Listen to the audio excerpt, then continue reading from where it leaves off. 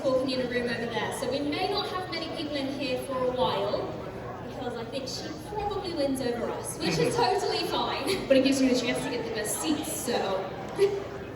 So I think... Safe not showing up. Well, basically we're just going to start by introducing ourselves, just in case you don't know who we are. So my name is Ellie, I am one of the hosts for Trek Culture, but more importantly, I am a JC shipper.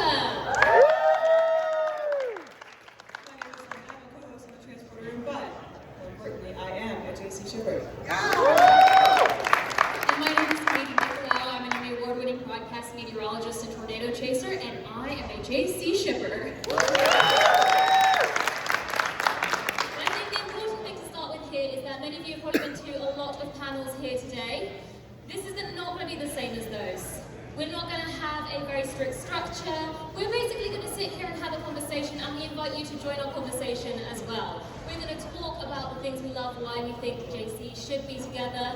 If you disagree, we want to hear your opinions. I believe there is a microphone Right somewhere over here. So at any point, if you have something you want to add, if you want to share your favourite JC moment, if you disagree and you think no, C7 is where it's at, you're wrong. But I'm happy to listen. I was half expecting Ryan to pop up in the corner and just be like, yes, instigate! Out of sheer curiosity, is there anyone here who is a C7 shipper? Well, I'm not a soul! Good company! Awesome outfit, by the way. Wait, so everyone here is JC shippers? JC curious? Yes. Okay. So I think basically where we should start is maybe I think, and you guys might disagree, if you guys have something to add, I think there are 3 episodes that really highlight why JC are a thing and everyone else is wrong. So, I think maybe we'll just go through those. Maybe we'll start with the most obvious one. I'm going to let Linda take charge on this one because she's wearing the most appropriate outfit for it. Yeah. So the episode, of course, is Resolutions. Now, I always wonder how anybody could have read the scripts for that episode, could watch that episode, and still argue that there was nothing ever going on between them. I think that one of the most notable moments, obviously, other than Chakotay building Janeway a bathtub from the woods, is the story that he tells, that he makes up. He talks about this ancient legend in his culture, and it's just so clearly not true. It's about Janeway. And I think that moment is such a confession of love to her, and I don't know how that can be interpreted any other way. I also think, for me, a lot of people maybe think as a JC shipper, I just wanted them to end up in bed together. And I always feel like I have to defend myself when I try to explain there's a lot more to it. And I think this episode in particular is one where there was a missed opportunity to explore the after effects of this time that they share together. I mean, obviously the nature of Voyager, it was very episodic, they didn't have that serialized structure, so that's why it wasn't really done. But to me, it always felt strange that they spent all this time in this kind of very intimate location, this intimate time together, and they went back to the ship and never spoke about it again. And for me, I think even if they didn't end up together right at the end of Voyager, there was a missed opportunity to explore them dealing with the fact that they both clearly had feelings for each other and couldn't act upon them. And Resolutions touched upon that, but it didn't really show us that after effect. It didn't show Chakotay slipping and calling her Catherine again. It didn't show them giving each other those looks that we saw them giving each other in Resolutions. So that's always why I'm like, yeah, I'm a JC shipper, but there's more to it than that. Right, anytime I tell people that I've read JC fanfiction, they look at me differently. I swear, there's like novels out there that normally would have been like those Star Trek novels that they had little mini ones, but as that opportunity goes away, people go online and there's so many in-depth stories, which is why with Resolutions and everything, it's so early chronologically in the storytelling, and so they had that setup that they could have possibly executed. The one theory I have seen online is that the doctor's solution gave them temporary amnesia. I don't know if I believe it, but that's what I'm going to tell myself so I don't go crazy. That is a very interesting theory. I just think it's the first time, there's a couple more times where your memories get erased and crazy on top of it is the first time in the series where they are not bound by this command structure. It's the first time that we see them outside of the structure that they have. And I think that it's just the fact that the second that structure was gone, Chakotay was basically immediately confessing his love for her, is very telling as to the relationship that they have. So then we have, I'm going to skip the middle episode, we'll go back to that one, because it's interesting you say that resolutions were so early on, because it then kind of did disappear for quite some time, and other things happened, and obviously I think conversations behind the scenes maybe happened that made that relationship dissipate a little bit. And then we get to one of the other of the 3 episodes, which is Shattered.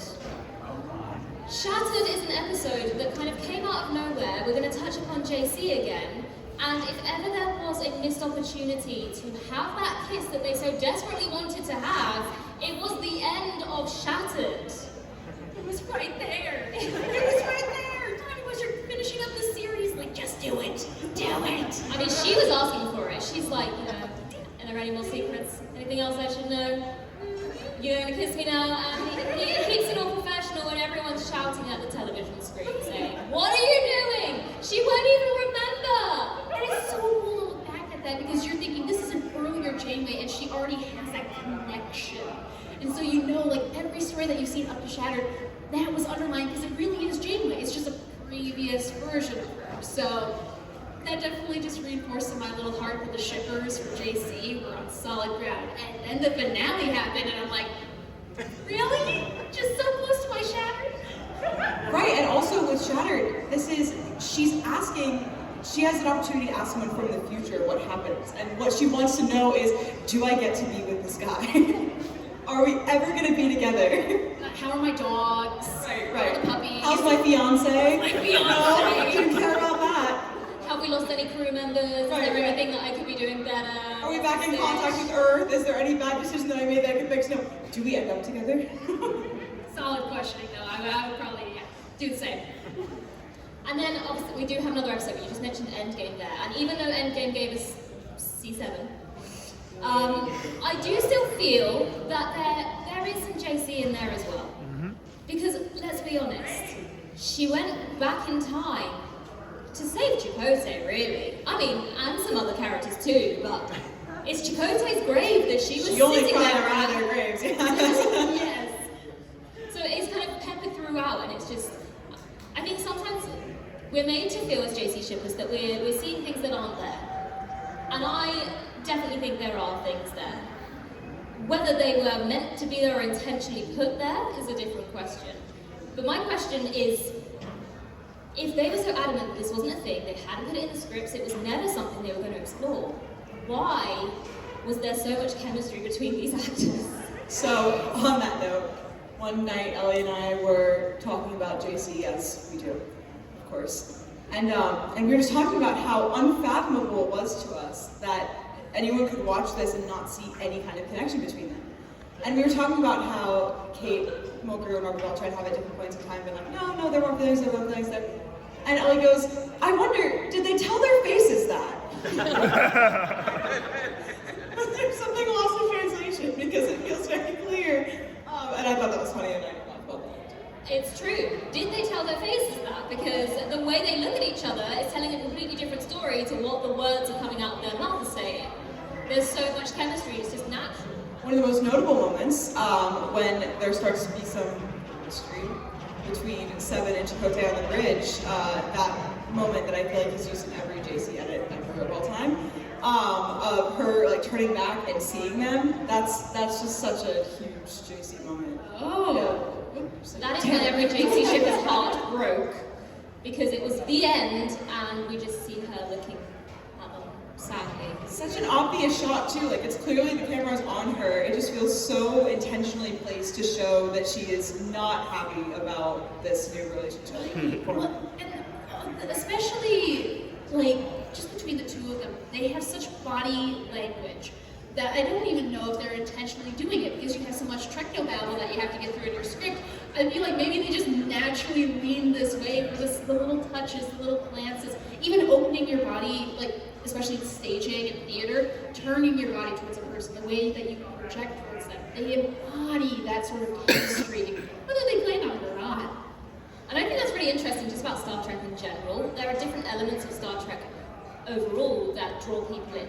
So I know, Linda, you are very interested in the science elements of Star Trek. But for me personally, it's never really been about the sci-fi elements, but more about the character moments and all of those things. And I think that's probably why I'm so drawn to them as a pairing, and why I maybe see things that they say aren't there, but clearly are there. Because I'm looking for those human elements and those vulnerable moments, and I think a lot of those came in those quieter, softer moments between those two characters. So it's interesting what draws you to the shows, and you wouldn't necessarily at first glance think, oh, Star Trek, yes, the one about the two star-crossed lovers. But there is so much ingrained in Star Trek that's maybe not so surface level, and I definitely think that JC is one of those things that people cling to and look for even if it's not really there. Absolutely. Yeah, and I think even when you look at the relationship between Janeway and Chakotay as a captain and first officer, and you compare it to the relationships between other captains and first officers, other than maybe Kirk and Spock, which is another discussion. I heard someone's a Spock shipper. I heard someone woo. Okay. But yeah, other than that, it's very different. There's clearly a lot more emotion and a lot more feeling there than there is between like Riker and Picard, who don't have romantic connection. Cisco and Kira, Yes. a perfectly like working relationship. This had more to it, especially when you compare it to any other pairing in all of Star Trek. It stands out. And I think that's good to point out Cisco and Kira, because I think a lot of people, or maybe even Kate Walker herself, being like, this is the male-female dynamic, so we're not going to go there. But they did do that in Deep Space Nine, and that was never a question. It was never, oh, we can't have a female and a male first officer captain duo, because it will ultimately go there. But I have just realised that we said there were 3 episodes and we haven't said the third one. Yes. So, yeah, of course. So I will throw it to Katie to do the last one, which is, of course, Coda. Coda, oh my gosh. The raw emotions that you see in this episode. Star Trek does subtext very well. They do subtleties very well, especially when you go back to that generation of Trek. But with this episode, it is so just up front, especially the scene where Chakotay is cradling her. You're just like, you can feel it leap off of the screen. And again, I'm drawn back to the former episodes, or the former pairings of captains and first officers. You had that moment with Kirk and Spock in Wrath of Khan.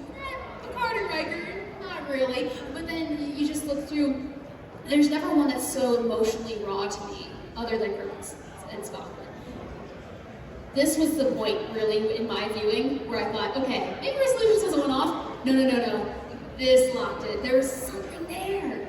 And it's not even just those raw emotional moments where she's dying on the ground, because we see a time loop, and every single time we refresh to just the two of them having a laugh. And I don't feel like being on Voyager, when there's so many dangerous situations, that they actually get many moments to just have a laugh and be happy and just enjoy each other's company. And also, you're not supposed to send the captain and first officer off the ship at the same time. Had they not learned from Resolutions? No, they didn't learn from Resolutions. That's a good point. They thought, you know what, these two did great. They survived. We'll just do it again.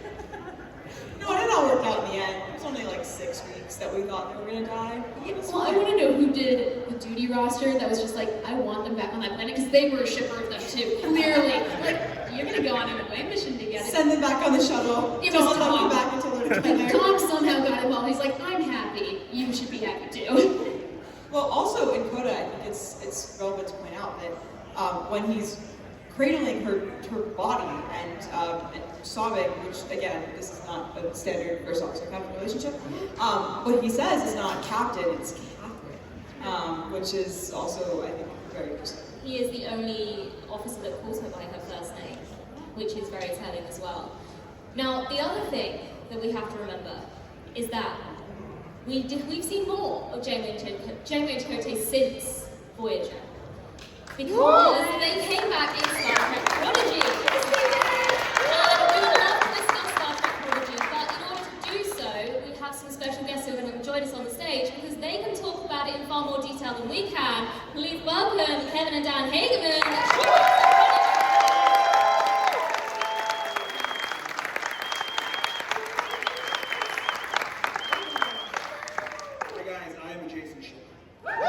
My name is Kevin, and I am the JC's shipper. Hello, how are you doing? Oh, we're fantastic. fantastic. I mean, come on, this is the best.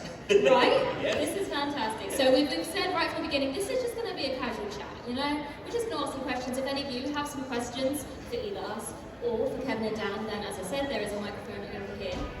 But I think what we need to really start with is you guys had a challenge of revisiting these two characters, knowing that there is a big chunk of the audience that want them together and a big chunk of the audience that do not want them together. So how did you go about balancing that and coming up with the final product that you did? Very carefully. Very carefully. Yeah, when we first started, we understood the tremendous history between these two characters. And so we went everywhere. First of all, in our writer's room, we had some really big Voyager fans. We also, our science advisor, Dr. Erin McDonald. She had this giant Voyager tattoo on her arm, and before she knew that our show. So like on our first day, I'm like, do you know who the hologram is? Do you know what we're doing? And yeah, she's like, no, we have Kate. We got Kate. We got Janeway back. And we had to go straight to Kate and Robert, and we had huge, in-depth conversations with everyone. And with the writer's room, exploring everything, because you know, we feel like we were the new kids on the block, and we did not want to be the guys to fuck this up. I think one of our first questions to her was, were there shenanigans? And she says, no, I was commanding a ship. I would not have time for one of those. So that was a lot of insight. She didn't necessarily deny the attraction there, but we understood as a captain, her role was to take care of the lives of everybody on that ship. And to go off and sneak into a room would be treasonous.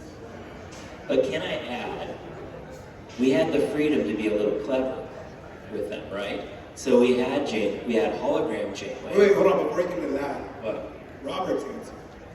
Go ahead. He's like, I'm game, let's go. Yeah, Robert's okay. So then we had, different points of view. So anyway, there was a lot of voices, but we got to have a lot of fun, because not only you had Janeway and Chakotay, who we kept first very separate, and I have to say a little story. When we wrote the scene, when the two characters finally meet, the real Janeway and the real Chakotay, we have this voice director, his name's Brooke. He's this big, burly man. And he was reading opposite the actors, because we couldn't get them together. We recorded them one at a time. And he was recording as Robert opposite Kate. And in this reunion scene, and Brooke is just crying, playing this scene with her. And it was just, we were all so big. When he was playing Kate to Robert, he was still crying. Yes, and then we got to have the fun of mirror Chakotay and mirror Janeway.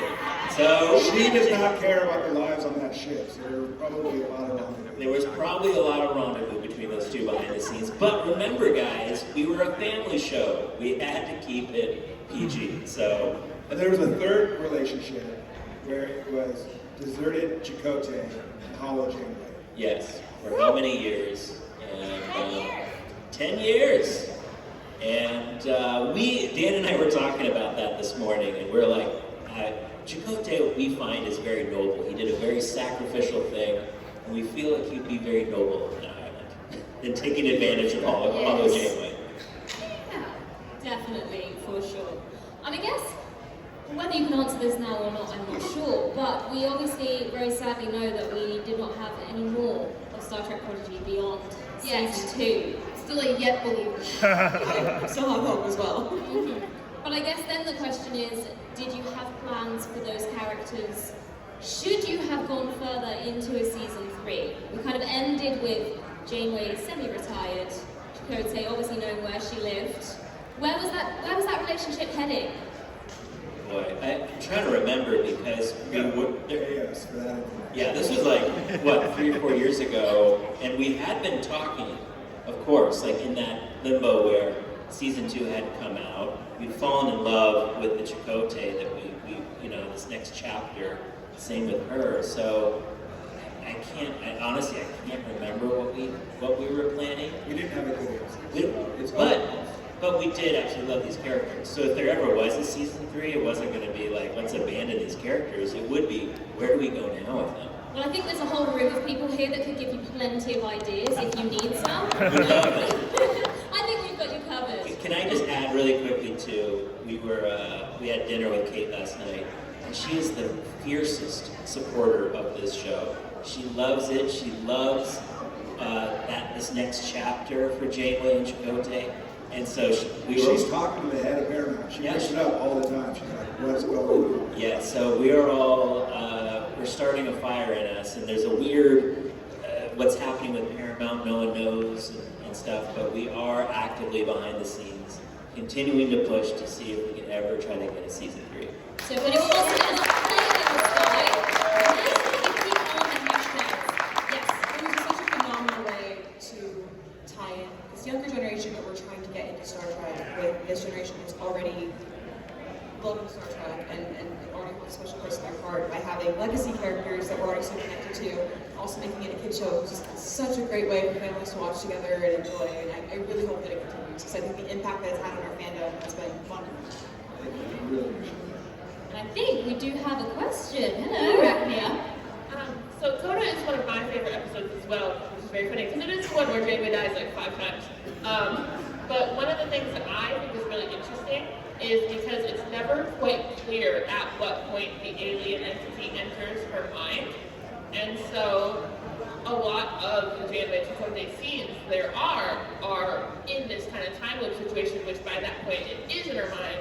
And I think it's very funny that this alien takes a look at her mind, takes a look at the guy in the ship next to her and goes, yeah, I think they have a thing. We're gonna... He ships them too, he's a JC'er. And then, in the one where Bailana crash lands on the alien planet and she finds the poet and she's telling him about the ship, he's like, oh yeah, the captain and the first officer, they have a thing. And she's like, what are you talking about? He's like, this is what you told me, babe. I don't know what you're talking about. Exactly. See, they all tell us we're seeing things, but even the characters are seeing the things. It's so cool tying that into like Prodigy, the subtleties of the animation and also the voice work, tying that together in a way I imagine that's not live action. That's two separate things coming together perfectly.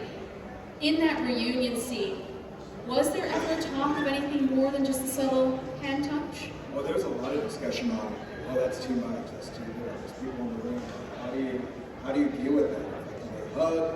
I think she just put a hand on her chest. How long do you hug? Like, this is animation. We had a team of people. We were all scrutinizing. No, the hand is a little bit to this, or it's a little bit to this, or, so it was very, very orchestrated to try to please a lot of people. Trying to make it where they wanted to closer reunion, but there were also, it's that distance between them that makes it work so well. It's that like slow romance. You're just waiting for that moment. I think it's also worth noting that I believe, someone correct me if I'm wrong, that is the first on-screen hug we ever saw between those two characters, and it took all the way until Prodigy for us to actually see that happen. So thank you very much. We got a little bit closer, guys. I think the most notable moment, JC moment to me in Prodigy, was in Cracked Mirror when, why are you helping me? What's going on? And Mirror Tripty goes, because you're my remote universe friend, I could never hurt you. And I think that's so reckless. That was me. I closed the laptop, walked away, got the water, came back. That was the defining JC moment, I think, in Prodigy. That was amazing. Absolutely. We have some more questions. We have I think. a line! Hello! So, I don't think you can hear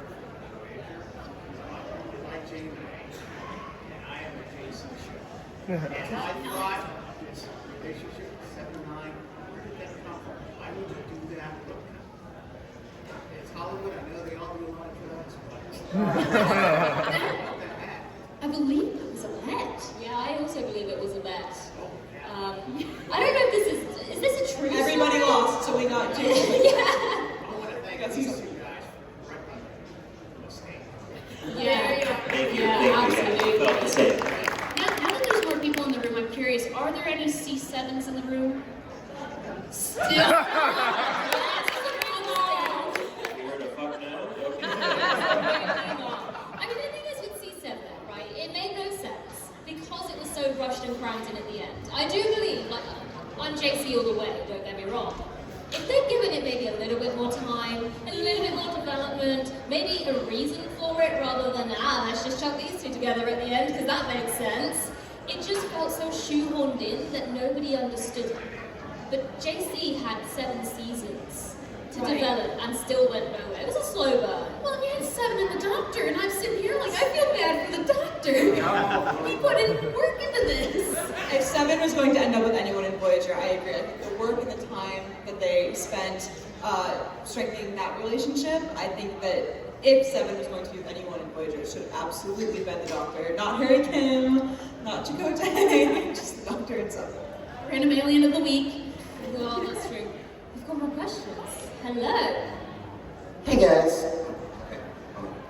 Okay, let's try that again. Alright, so Kevin and Dan Hedgeman, this is a question for you. And first of all, I want to thank you for all the work you've done on Prodigy. It's probably one of my favorite Trek shows.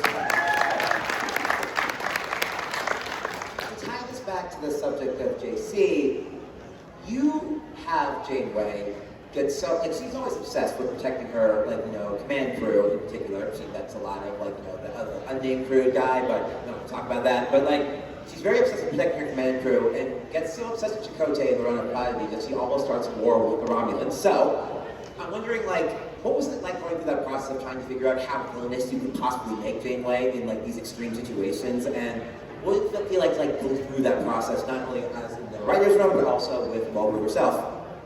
I think it's interesting when you're looking at the character, we're trying to see it through the eyes of someone who's never seen the show, who's never seen Star Trek.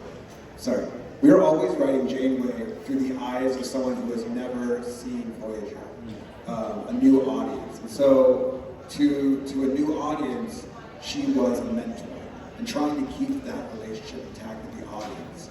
So therefore, we weren't for, that's why I think we could have some fun with the mirror universe.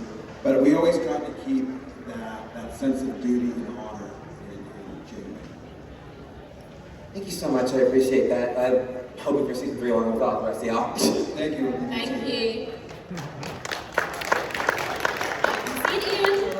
Hello. I have a tangential question. I was curious if there were any HJD shippers, holographic Janeway Doctor shippers, because that was teased a bit in season 2. So, can anyone speak on that? Oh my gosh. We realized there needed to be a scene between the 2 Holo characters. And we were discussing in depthly about what do they think of each other, what, you know, and so we did fall in love, and she had read all about him, and she was very enamored by the Doctor. And I think we were slamming the Doctor for that whole series. You know, the kids hated him, and to give him one fan just felt. It felt good, right, to give him that one fan when all these kids were just like, this is the worst Holo nanny I ever. agree. I think if we were to go into a season 3, that would be a relationship that would be very interesting. I don't know how I feel about it. I'm trying to decide. It makes me feel a little strange. I mean, it would be interesting, no matter what. It would Please don't do that. It would be entertaining, no matter what. I don't know, it's just looking at them together, I'm not sure. Anyone write a fanfic about this, out of curiosity? I was going to That's say, the next challenge. if things were different currently in the realm of Star Trek production, I wonder if that would be like a sneaky little thing that the writers of the Academy inserts, where that same Doctor talks about having. That's interesting because I'm I'm always hoping for a return of Janeway in any form, and I did wonder if we would have some mention from the EMH in Academy about hologram Janeway, which we did not, but you know, maybe there's still time, who knows? Their loss. Yeah, their loss, see, their loss. Well, thank you very much. Thank you. Season 3 for Prodigy. Yes! And Katie is back with us. Have you seen this Murph? Oh my Yeah, God. Here we go. Get ready for it, Wait folks. for it. Wait for it. Up. And it's mirror. His beard. His goatee beard, yes. I need a picture with you later. Please, yes. Also, I want to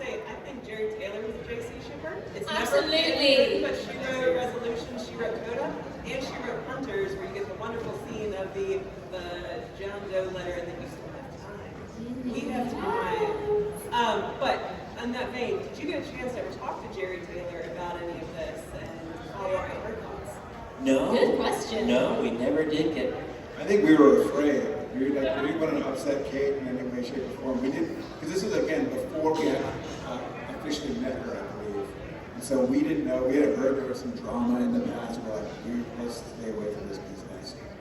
I would like to share, there was a point when they were making the deal with Kate, so we weren't sure. We were already kind of writing it, and she was going to be Hollow Janeway, and like, what if they don't make this deal with her? What if we don't get her? And then we're like, oh my God, like, who's going to be the Hollow Mentor? And we're just like, no one could do it. It was like, Hollow Picard? You don't want to see a bunch of kids hanging out with Hollow Picard. That's not going to be any fun, right? I think the outside box was like Helen Mirren. Oh, yes, a new character, I guess. But we're so happy to leave Janeway stepped in. Yeah, Kate. Yeah. Thank you. I feel like a reverse Rascals, really, if you had Picard as a mentor with a bunch of kids. Yeah, it would have been slapstick. Yeah. Greetings. I love all five of you, long time and forever. Okay. I want to talk about they hit upon a little bit of jealousy in Fairhaven. Chipotle is a little jealous of Janeway with her bartender. And then also, I believe it's one of the last few episodes where Janeway and Chipotle have their weekly lunch or dinner, and he has to cancel because he already has plans, and you see that little bit of hint of jealousy of like, oh wait, our time together is taken away. So I just want, is there any other like subtle nods that everybody loves? And also, for Prodigy, I was gifted 2 sets of the DVDs, so I just donated the extra to my library. So, Oh, thank you. Thank you. That's amazing. any other little jealous moments?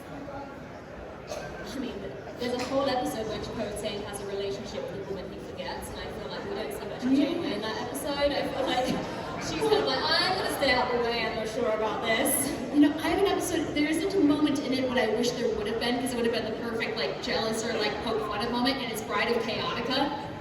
You missed it. Yes, ma'am, her army of evil. Like, it has so many good moments. You could have just shoved Chipotle in just a little bit. Can I also just add, I think we had a lot more freedom in the type of story we were telling. You know, whenever you watch Voyager, any of the earlier Star Trek shows, it was more of a 1 hour, right? It wasn't at the end of every episode, it wasn't a back to zero, but you know, there was growth, but it was very, very slow, it was very, right? And for us, we got to be highly serialized, where everything was building, we never go back. And so that was really fun for us to kind of allow these relationships to kind of blossom, I think a little faster than you would see like in a 1 hour. Was there ever a moment between them that you wanted to put in that was vetoed and you couldn't put in? Between those two? Yeah. Jeez. These questions of like, yeah, like, and again, like it takes like 3 years to even make a show. So our show came out, what, 3-4 years ago, but we wrote it 3-4 years before that. You know, so you're asking a question that's 7 years ago. I don't think so. I can't think of anything. I think we got everything that we wanted. I don't think, you know, where there was never any pushback. Alex Kurtzman was super supportive.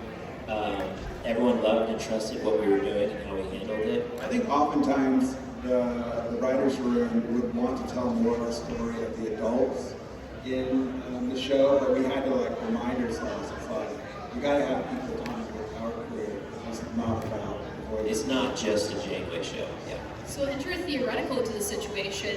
Star Trek, in a bit of a lull right now, they decide, okay, we want to do something that works, and clearly Prodigy worked, but we want to do something in a different vein. Let's bring these guys back.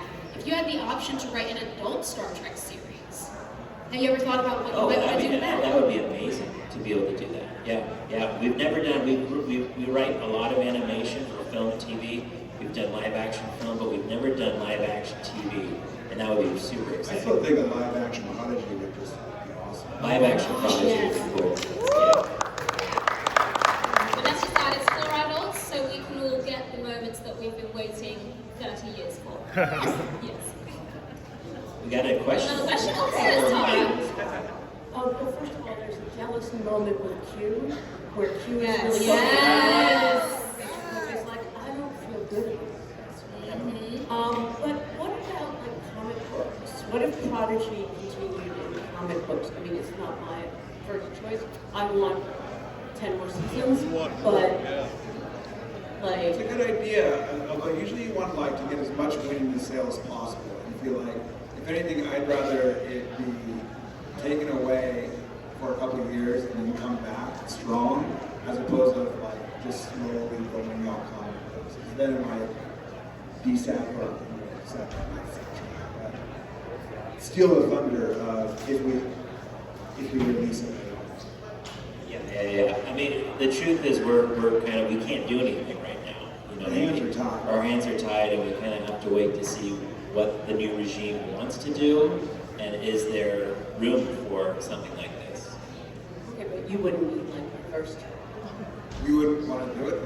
You wouldn't be adverse to it. No, it is super fun. We had, guys, our original plan was so many action figures and comic books and video games. We got a little bit of that, but yeah, we had dreams for so much more. There was a writer in the room, Lisa, and she had, I think she was like trying to pitch a whole podcast on the cat who leaves away with the ship at the end of episode 10. The little young cat. The cute slave cat. Oh, the little cat slave. Yeah, everyone seemed to like her.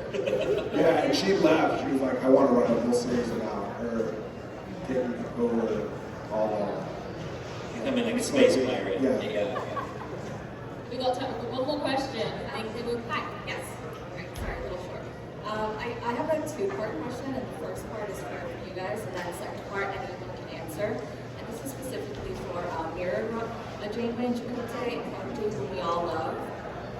So the first part, I guess, can you speak about the artistic intentionality of their designs, where they not only mirror the actual Janeway and Chakotay, but they mirror themselves and the way they're dressed, their eyebrow candy, muscles, and all of that. The design itself is spectacular. And then part two, if they were to continue, what kind of shenanigans would you like them to see? I just have to say we had so much fun with that, right? Like we had so much fun with the design of seeing the mirror versions of them. All the artists, they couldn't wait to do it. Oh yeah, and Kate and Robert had such a blast doing that. You know, they've never been able to really do that together, and they love their characters in the booth. They're really turning things on. They just made it delicious and dripping with all that, you know, angst. In terms of their relationship down the road, I get that's another relationship I love. Like what is going on between them? I would love to see them in a real fight. Yes. Season 3. We're saying. Sorry, just for Janeway and Chakotay overall, shenanigans? No, I just want to see them finally get to relax, chill out, be together, and not have to worry about anybody else for a change. Just have what you've always wanted and never been allowed. We don't have to be mom and dad anymore. Everyone's grown up and gone to their own starships. We can just war. They are space bad. I think I would just want to see more of just what their relationship dynamic looks like. I think I just would like to explore that more, just see more of that on screen, because I was just very excited that it seemed very clear to me that their Mirror Universe counterparts were definitely a thing. I just love the sassiness between them. They bring out the best in each other's personalities. And I'm afraid, guys, I think that kind of brings us up to time. So everybody, please say a huge thank you to Kevin and Dan for coming. And Sweetie and Linda for agreeing to join me on this panel as well. And that's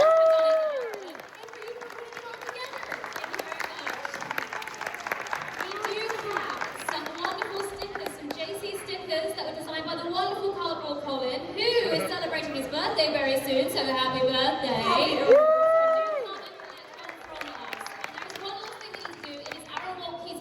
Today, and we all need to send him a lovely birthday message. Yes! I'm just going to go all the way around in a circle and we can all just shout, Happy birthday, Aaron. Okay, 3, 2, 1. Happy birthday!